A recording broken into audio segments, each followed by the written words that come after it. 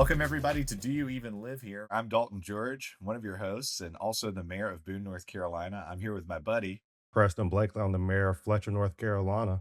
and we've got a pretty fun one for y'all, or fun in some way. Some might call it fun, some might call it boring or intense or whatever. But this is a budget season special. So many of the folks that have listened to this show for a long time know that we're involved in local government, and being the heads of our local government means that we have to usher through a budget process. And here in the town of Boone, I'm working with $47 million budget, which is always funny to me because it's like you go in here and you deal with all this money, and then you go home and you penny pinch to figure out how you can get a McDonald's burger at the end of the day. But we're coming out of that with some Nice. interesting takeaways and a lot of really relevant wins I think that people here in the town of Boone would appreciate. And so the goal of today is to really try to usher y'all through what's going on in Boone and Fletcher in the budgetary process, Preston and I's perspective, and then at the end we'll wrap up with some recent news out of the state legislature that actually is kind of tied directly towards local government's ability to budget and raise revenue.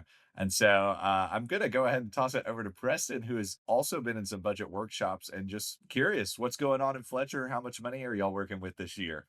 Yeah, man. Appreciate you tossing that over. First and foremost, I think it'd be helpful just to kind of lay the scene about what happens at the local level, the municipal level. And so each year, y'all, we're working on the budget. I mean, this is the most important thing that we do every year is try to figure out how to spend your tax dollars and maybe save your tax dollars too. And each year we go through, numerous budget workshops. We hear from department heads or town city managers, and we work with staff, the public, and we try to figure out how to spend these dollars in the most effective way. We're setting the tax rate. And this is probably the most important policy document that we do every year. It's so critical. It's a reflection, I think, of everyday life in Fletcher and in Boone. It's about whether police officers can respond quickly. It's about whether parks are maintained, roads get striped. All these everyday things that we see. And Fletcher, what we saw this year, it's really about whether the town can keep up with the growth, right? Without our service quality declining. Um, and I think we're really digging into the proposed budget, which is about a $10.5 million budget, much smaller than Boone, but we're spending the dollars okay. $10.5 million budget, which is up from last year, from about $10 million budget. And interestingly enough, and I think this really highlights the growth that we're seeing in Fletcher. When I was first elected in 2019, right, that budget was about $7 million. And so we've seen our budget go up virtually every year because so many new businesses and properties are coming in and we're collecting more revenue and we're spending out more, right? Preston, Um, and so this this is a year we're good looking. time, I think, as you're talking about revenue and what's generated into it, just to add, right? Where does all that come from? And what you just said is from property taxes, right? Businesses coming online, but also sales tax. So all the money that's generated in your locality, the county determines kind of how that's portioned out, but a good chunk goes to us. And so what Preston just said there means without a substantial tax increase, and they've not had one, that you've had $3 million of either new taxable property come online, plus sales tax, Yeah, which that's is right. is a sign of real productive growth. Yeah, that's right. And so we've had a lot of manufacturers come in town. They've generated a lot of revenues. On top of that property tax piece, there's business personal property tax, y'all. And so when we think about manufacturers, when they bring in, these large pieces of equipment, we're taxing those large, expensive pieces of equipment too, or we're generating a lot of revenue from that. And so, and Fletcher, our manufacturing base is incredibly large. And the reality is they don't use a whole lot of services, but they provide so much revenues to the town. And so in actuality, they're really probably subsidizing the tax rate for our residents, right? So for our homeowners here in Fletcher, they're the ones using the services. I mean, the manufacturers really don't use the services, but they pay a substantial amount of taxes. But that helps keeps our tax rate low, and we do have a low tax rate. It's 28 cents, but this year we're probably about to see about a cent and a half increase. So it'll go to 29.5 cents. But I think there's a lot of context there that needs to be filled in. I just read our budget message from our town manager that he's written up for us that kind of lays out why the decisions were made, why taxes are going up or going down or staying the same, what revenues are looking like, what expenditures are looking like. The reason why we're having this cent and a half increase is because of Fletcher Fire and Rescue. they're really dealing with a lot of operational and infrastructural needs. They had a couple stations that were damaged during Hurricane Helene, and so they need to rebuild those stations. They need to have a lot of improvements. And then, one of the things I think that everybody's looking at, right, is staffing. And so they're trying to figure out how to better staff. And so in the town of Fletcher, we don't actually have a dedicated Fletcher Fire and Rescue. That's a department within the town. And so our Fletcher Fire and Rescue, they're a nonprofit that we contract with. So they're one of our major contracted services. And they provide fire service and really, I guess, EMS too throughout the town of Fletcher. And so they're not actually a true dedicated piece of the town of Fletcher. And so when we talk about that now, 29.5 cents, where it's about to go, 12 cents of that is for Fletcher Fire and Rescue. That remaining cents is what's actually the rate that we have for the town of Fletcher to provide the services that we provide in the town of Fletcher. And so subtract that 12 out, and we really have a super low tax rate if we take that out of the equation. I would wager that you probably have one of the lowest tax rates in the state there. And I know recently I was looking into this. Boone is at 41, and I'll share a little bit more about that later. But that the median tax rate, so not even the average, but the median, the dead center for municipalities, 81 or 82 cents. So Yeah. that's pretty remarkable in terms of, how far south even Boone and Fletcher are of that line.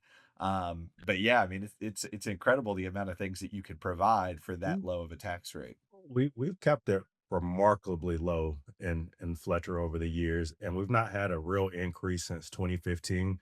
And so like even when we have like reval years, we're lowering that tax rate to get back to revenue neutral as best as we can, right? We're trying to keep it as low as we can because when we think about the tax rate, it gets passed on, right? So even if you're a renter, you feel that impacts. And I think renters often get overlooked here. We're all thinking about homeowners, but renters are impacted too. Right. That's passed on. And so, it's something that I don't think any local government takes lightly, raising the tax rate, right? I mean, I think all things considered, we try our best to keep it as low as possible, and we try to mitigate, a lot of the challenges that we see, and we end up having to, cut services. We end up having to put off capital projects and put off big purchases to try to keep that tax rate as low as possible, while also again, maintaining our level of service and providing high quality service. What your tax dollars are supposed to go to. I think it often gets overlooked in local government. Like we're not I get kind of frustrated when people say we're a business because I don't think we are, right? I mean, we Yeah. provide services, right? And maybe businesses do that, but we're not in it to make money off the services like a business would, right? And so again, Well, we're we not try. making profit, I mean, like a government runs to exist, but we're not putting that money in, large scale investments or couching that, whatever's generated from the town goes immediately back into the town. And that's where I feel like in a country that is, and a state that's consistently kind of grappling with this aversion to taxes, which I get, right? Things are more Yeah, I expensive get for it everybody. If you're for a working everybody. person, it's tough. But at the same time, like, pretty much every tax dollar you spend in your local government, if it's not going to a direct service or maintenance that benefits a project or property or whatever that you can go and benefit from, or Yeah, public safety line that you can call, it's helping pay the salary of a neighbor in your community. yeah, that's right.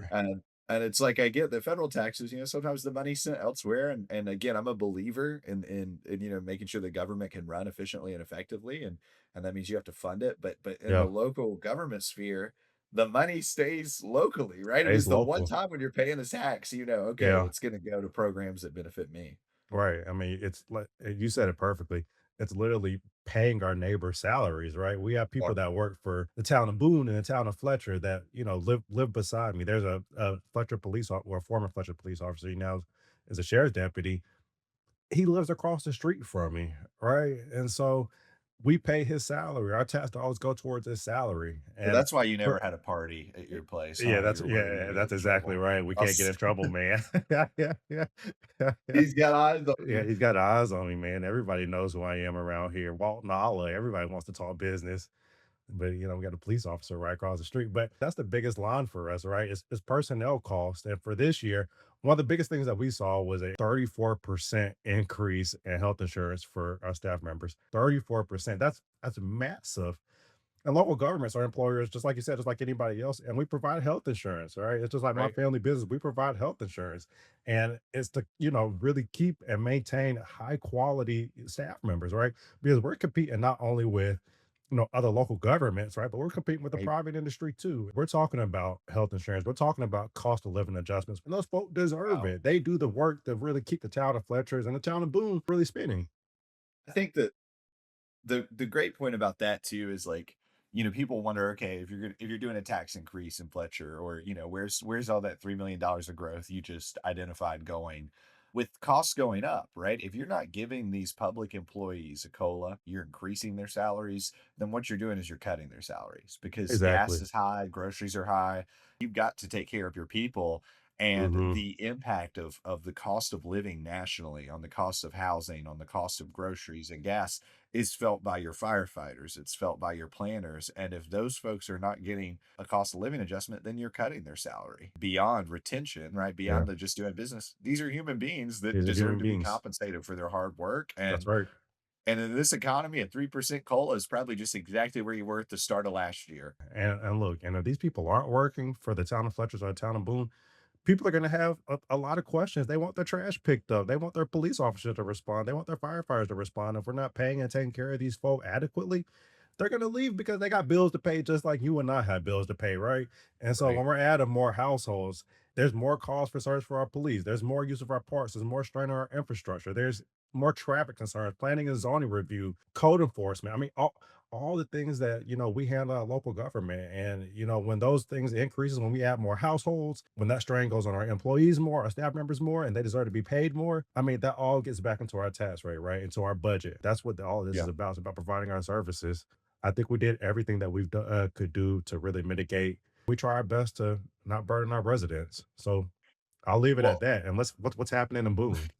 Well, as you talk, just a couple I mean, you always nail it, but, the renter piece I really appreciated and wanna emphasize there because here in Boone, anybody that knows Boone knows that we got a lot of renters. I believe 2/3 of our residents are renters, and Wow. oftentimes it's unreal, and there's always this dynamic where it's like, "Oh, if you're a renter, you don't have the same skin in the game as, a homeowner, you don't pay taxes," whatever, this They kind of absolutely pay taxes. yeah, it's like you think a landlord that gets their taxes increased is gonna go, "I'm gonna eat that whole thing and not pass it on to my renters if they own a million properties." Like, no, They they're pass gonna it right on. And Right. then I think it also overlooks not even only that, but these folk own cars, they go out shopping in the Yep. town of Boone too, they pay taxes just like everybody else.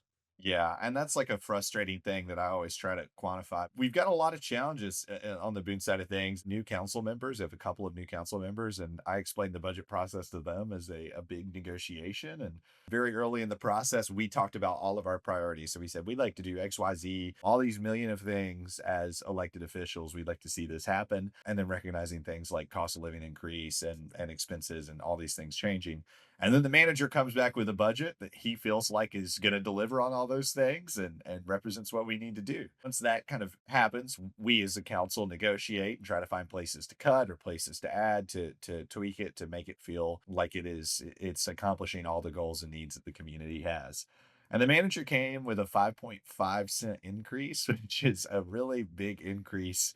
And that was a tough thing to see when you look at fully funding government. We were able to cut it down substantially. One of the things I'm really proud of is like we went through line by line and cut so many different items and identified wherever we could save. And sometimes it would be as small as $450. Sometimes it would be as small as $2,000. And don't get me wrong, when I say that's small, I know to you and me, Preston, if we got a $2,000 check tomorrow, that would not be small. But out of a $47 million budget is incredibly small. And through those kind of tweaks in the budget, we were able to find nearly $900,000 additionally that we could fund other projects with. Wow. So it sounds like y'all are doing a lot of work because you're talking about like $2,000 cuts here and there. That sounds like an incredible amount of work for your staff, for you as Yes. a mayor, council members. I want to raise up like how much work goes into the budget, right? Because we're talking about somebody going line by line, working with Yeah. staff, trying to figure out how to save money for your community. And we got, so that's a lot of money, and we're still looking at a potential 4 cent increase, which is difficult to navigate. And the reason that we're in this situation, and if you're a Boone resident, you're listening, 4 cents sounds really high. We're hoping to save more.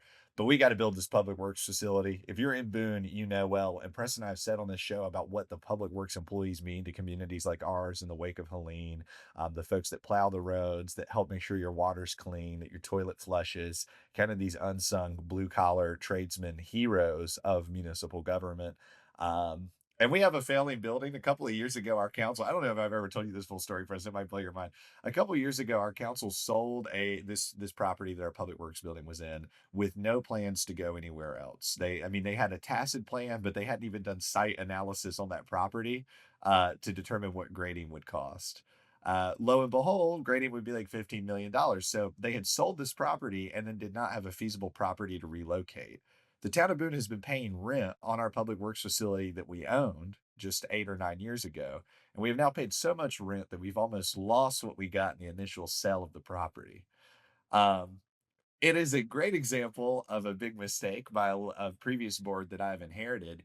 And if we do not build it now, with the cost going up of construction and everything, it's hard to believe that there's a world where we could plow the roads and provide services. So we're having to finance a nearly $25 million building in this budget, which I'm proud of, but it's kind of like eating your vegetables, right? Nobody wants to do it, and it's not really sexy. People don't think about the public works employees. People want to put $25 million to a park or a river Yeah. restoration. My whole goal as mayor is obviously to make sure the town runs, but I want the people that hold my office after me to have a much easier time than I did. And I'm not willing to kick the can on major projects like this. And that represents the biggest meat of what this budget change and revenue savings are going to go to. And that building was falling in on itself for a long time. So we saw this coming and as a part of this budget, small tweaks, but our fire station one, our oldest fire station in town, is going to need a full replacement, in the next decade. Our public safety complex where our police are at is going to need a full replacement in the next decade. And we've not ever started squirreling money away for those buildings in the way that we did with public works. And so I made that request. I said we need to create capital improvement plans for these properties to make sure that 5, 10 years from now we're not in this spot. We actually increased funding for the first time in nearly a decade for our public transit to invest in bus systems and things beyond just a single passenger car. We saw the first increase to our sustainability, which is huge. We're hiring a new planner, which will be a huge help to kind of the ongoing growth here in the town of Boone. We're hiring a So new planner too. Same yeah, same deal. and then one of the coolest things is we're about to build Fire Station 4 here in the town of Boone. So we will have two new buildings coming out of this budget cycle that deal a lot with public safety. So I'm proud of it. It's tough. I'm hoping we can find more savings. We're continuing to negotiate on things like rates and state appropriations and all these dynamics. But the process is strange. And to the public listening, I will say, and very rarely does a member of the public come for any of these workshops. So everything that Press and I have said has happened in the open, has happened in a notice meeting where you can come in and listen. Yeah. And really, in my time being on council, it's been about 5 years. I've never had any member of the public come to the budget process. Yeah. And it's not because we're not advertising it, right? Fletcher's probably the same way. Like we tell people where we're going to be, Yeah, how that's to right. come find us. And I'm not saying I'm not like putting down the community at all, right? Because people are busy. People have very busy lives, but I think it just goes to show that, if that's the case with Boone and Fletcher, these rural communities across North Carolina, across Appalachia, like there's a lot of money that is being used to your benefit, or maybe sometimes not being used to your benefit. I mean, depending on the who's governing. And I would really encourage everybody, wherever you live, check out that proposed budget, look at it, write your council members. I feel like we always do a better job when people are there. I even say that as mayor now, like we work better when we recognize that there are, constituents that care sitting there in the audience. And so that's always the appeal I throw out to people is like showing up to these meetings, you'd be surprised what you can learn. Yeah, that's right. And again, this is probably the most important piece of policy that we do every year. It's like how we spend the money that you all are investing into your own community, right? It's incredibly important. It's our tax dollars, it's our services.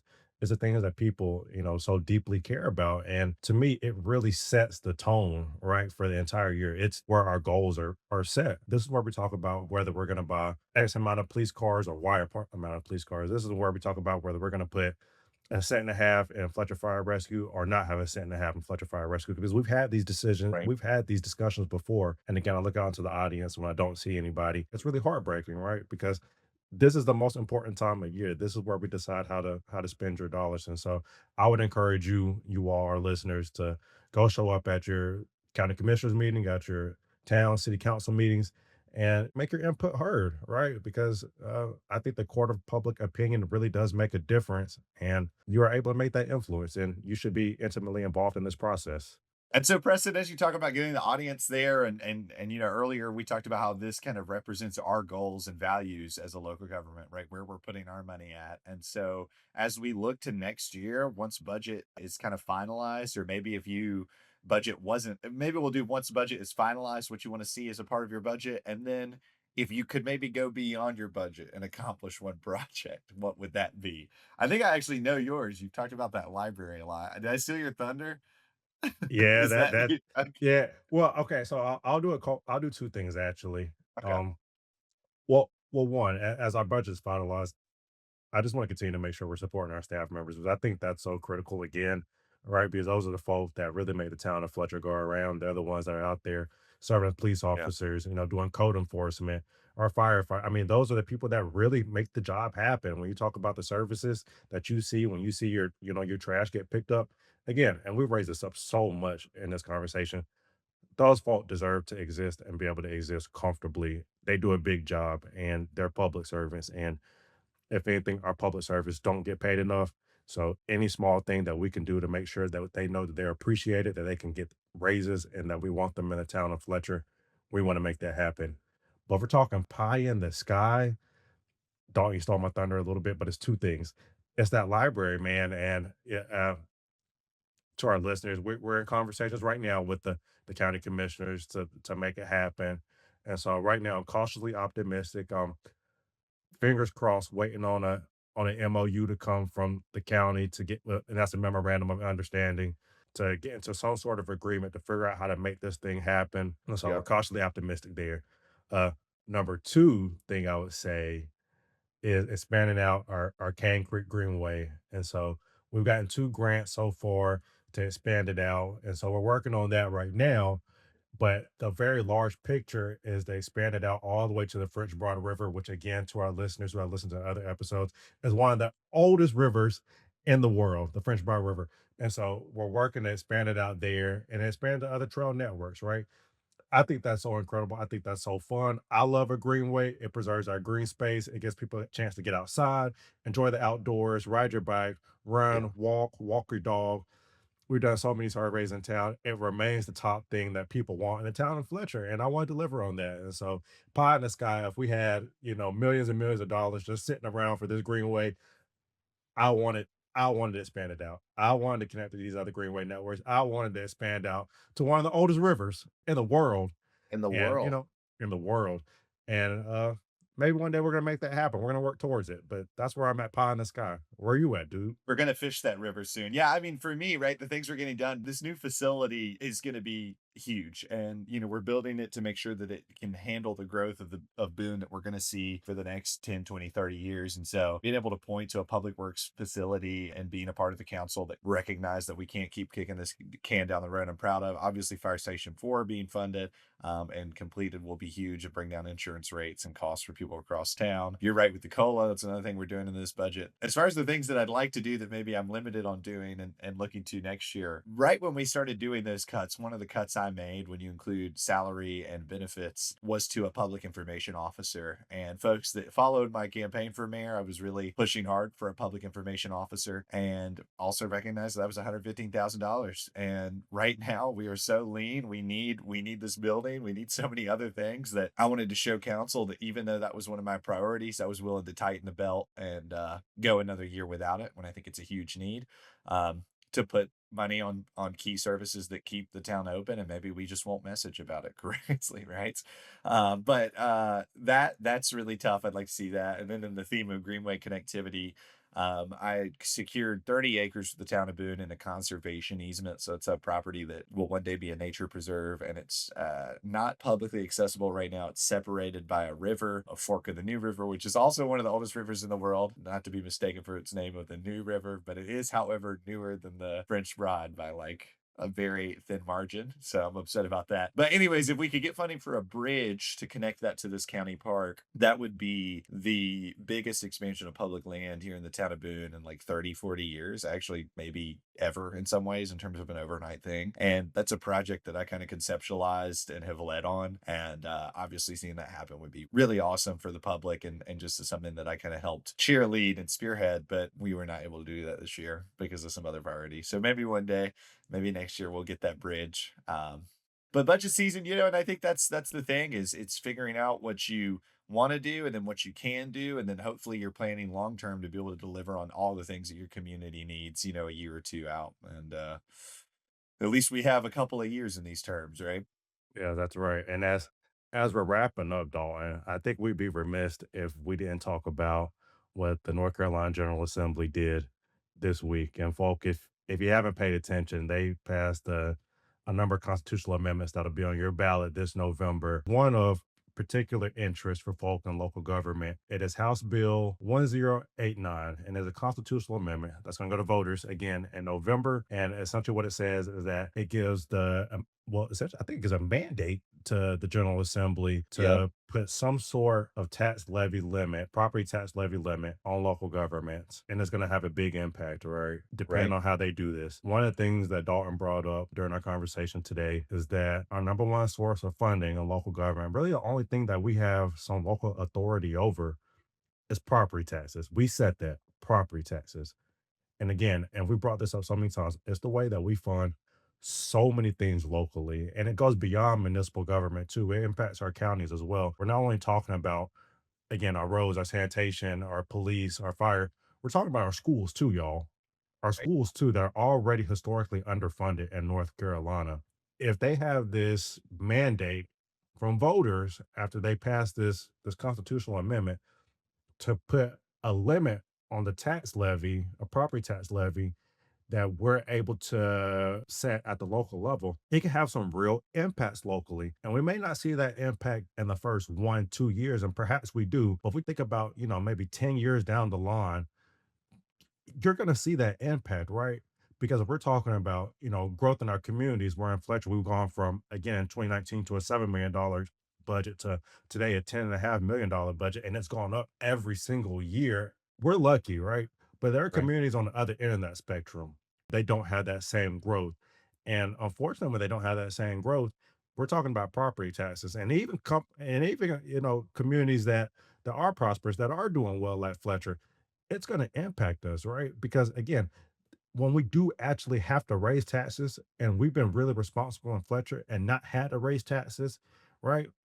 When we do actually have to, and we're talking about a cent and a half this year for our firefighters, and now we have a question, right? We have this broad policy statement that doesn't really say what's going to happen. And I don't think they know what's going to happen. I don't think they know what they're doing. Then that's going to have real implications for us locally. Okay. And so it's a big conversation here. I'm frustrated by it.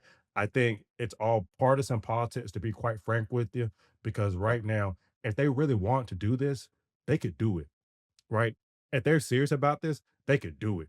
But to me, I think what's happening is that they're doing this to try to get people to the polls to go vote this November. And now they put this policy document, this policy statement on the ballot, this referendum, this constitutional amendment that's going to have profound impacts, right? All for partisan politics. And I think that's what's happening here in North Carolina. And I have to be blunt, I'm incredibly disappointed by the folk that got behind it. Well, and to add to that piece, right, the big issue is that it's misrepresenting something to the folks in these communities, which is it's acting like this money is just being wasted or not used effectively. And there's a couple of communities across the state that have a high tax rate, but the folks that have listened to this whole episode, we started by saying that both of our tax rates at Boone and Fletcher are far lower than the median tax rate in the state, which is at 82 cents, right? I'm at 40, you're at 29. Okay. And so if you think that the town of Boone or Fletcher are burdening people with taxes, right? I think you're just way off. But to add to that, right? This is a state government that's been unable to adopt a budget. And so we've talked about budgets this whole time. You and I are legally responsible. We can, no ifs, ands, or buts. July We have 1, to adopt a budget. by July Exactly. 1, every year. And so every local government follows the rules, adopts balanced budgets, right? Budgets that make sense, that aren't creating these huge deficits, which is our legal responsibility. And then you have a state government that not only is unable to adopt a budget, but then looks to governments across the state that are adopting budgets, and 99% of them are being fiscally responsible, and telling them that they are going to get in the way of their ability to operate. And that's really where it gets frustrating. And, as a part of the Council of Governments, this is a bipartisan thing that folks are concerned about. I mean, the chair of very rural, very conservative counties at the county level, these local government, I mean, everybody that works in local government, from a police officer to a firefighter to a city council member to a mayor to a county commissioner that understands what this bill will do, has major concerns. And it is just theater that's going to hurt these communities. That's right. And I think they're pushing this under guise of really supporting people on fixed incomes or maybe have a disability, right? People that, perhaps can't pay their property tax bill. And don't get me wrong, y'all, that exists. People Yeah. deserve to live comfortably in their communities. But the issue here is that this isn't a solution for those folks that may be seniors, right? That may be on a fixed income because of a disability, right? This isn't the solution. There are actual policies that we can pass at a state level to support those folks, right? And there's something that exists right now. There's the homestead exemption, right? And that exists. And so to me, if they're serious about supporting, those folks on fixed incomes, those folks that are retired, those folks that have disabilities, then let's pass the homestead exemption, right? Let's expand it out so it looks appropriate for 2026. Use the folk that are there at the General Assembly that are experts to expand it out and actually support those people because there could be a legitimate argument about those folk. But if that's the argument you're going to make, and then you're going to make this constitutional amendment, then I don't think it holds water because that's not an actual policy solution to support those folks that actually do need that support, that are actually a part of that vulnerable population. This isn't the solution, right? And one thing that's important to add, right, is the nature of this being a constitutional amendment means that we are going to have such a hard time of removing this, or making this effective in terms of what its actual impact is going to be to local governments. Once the voters approve this, there will always be some sort of mandated tax cap, or bungling around with local communities' taxes, and that was a concern because when voters go to the booth, they're going to look at it and say lower taxes. That sounds good, and vote for it. And I mean, intuitively, I don't blame people for that. Another thing I'll add as you're talking about this, and this is a challenge I would put to any state legislator in Raleigh.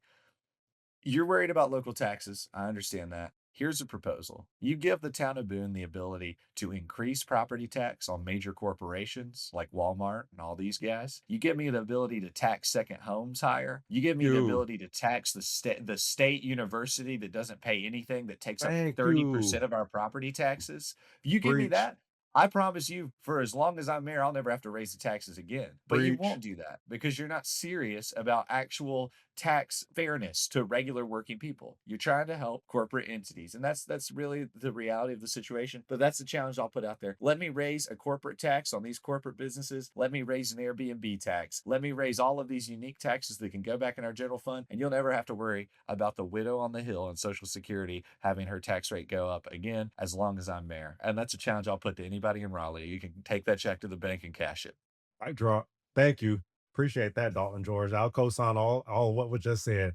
I appreciate that being said, man, because that's what needs to happen. Because if and again, like my neighbor, right, and not to speak illy of them, they live in Florida. They live Yeah. in Florida, and they're here like 3 months out of the year. Like, why are they paying the same tax rate as me? And then they're taking up housing. Like, they could do something at the state level. They're choosing not to. And as a quick aside, I often get Instagram reels, and this is important to understand about the state too. And I love the mayor, Mamdani, New York. He's doing some good things, but I'm also often mad at him. Okay. I'm very mad at you, we Mamdani. don't I know we you don't have the listen. same powers. I know you listen to the show, so I'm mad at you. I need to know. I need you to know that. And the reason why is, I'm kidding. He does not listen to the show. But the reason why is that I often get these Instagram reels sent to me, and it's him talking about, well, we're going to tax the rich, or we're going to do this, or we're going to do that. And exactly what you said, Preston. The powers of a mayor in North Carolina and the powers of a mayor in New York, especially in the biggest city in the country, are vastly different in what we're allowed to do in policy. And so that's the challenge I put to the state: is if we were more like some of these home rule communities like New York, where we could be creative and set different taxes and create tax carve outs. One of the most incredible things about the state, all these people that say they're pro business, is there is no mechanism for a local government like Fletcher or Boone to prioritize locally owned businesses and tax breaks. I'll say that again. The people in Raleigh have never given a town like Fletcher or Boone the ability to say if you're a locally owned business, you don't have to pay as much as Walmart in taxes. We don't have that. And you look at a guy in New York or something like that, and sometimes they have those abilities. And there are creative ways to generate revenue while not hurting those people. The homestead exemption is a great example, but local governments are really limited in rolling that out to Hands are people. It's not tied. as ambitious. Hands are tied. Mhm. And so the thing I would encourage every voter, when you go and vote, and as you continue to have these conversations, I get it. Nobody wants to pay more taxes. But the local government, what a local government provides is incredible. I would encourage you to look at the budget process and see how that money is going back to you. And additionally, I would encourage you to think broadly about it. Is the solution to limit taxes for everybody or to potentially give local governments more control to fight for locally owned businesses, to fight for those residents on fixed incomes and make the money to make sure that you're safe because the police are funded and the fire department's So funded and the schools are funded through these folks that are investing in our communities, buying second homes, and these places like Walmart. That's the last proposal I'll put to you as you get ready to vote and navigate this process. y'all, I gotta admit right now, I'm mesmerized with Dalton George, his monologue just now. That was incredible. That needs to be on Instagram, TikTok, Facebook, because he's preaching nothing but facts. And with that, y'all, again, Dalton put it best. Be involved in our processes, learn about your budget. When you go to the ballot box this November, make sure you're educated and make sure you understand about the things that you're voting on. It can have real implications because again, here at local government, I think each and every one of us try it, and I think there's maybe some bad actors out there, but in general, each and every one of us try incredibly hard to be responsible and not to pass these big tax increases on to folks. And these taxes, your tax dollars, they pay for the folk that you see every single day that make your community a better place. And they're your neighbor, and we love our neighbors. Well, that has been Do You Even Live Here, our special budget season episode. I'm Dalton George. I'm the mayor of Boone. I'm with my buddy Preston Blakely, who's the mayor of Fletcher, and this has been Do You Even Live Here? I just want to say thanks for listening to this week's episode of this podcast. Make sure to check out our social pages at You Live Here Pod on Instagram, YouTube, and TikTok. We're also on Apple Podcasts, Spotify, that type of podcast world. So please give us a listen and show us some love on your favorite platforms and stick around. And so you make sure you don't miss an episode. I will add we are produced by Beacon Media. So special shout out to them for all their support. And we will see y'all next week.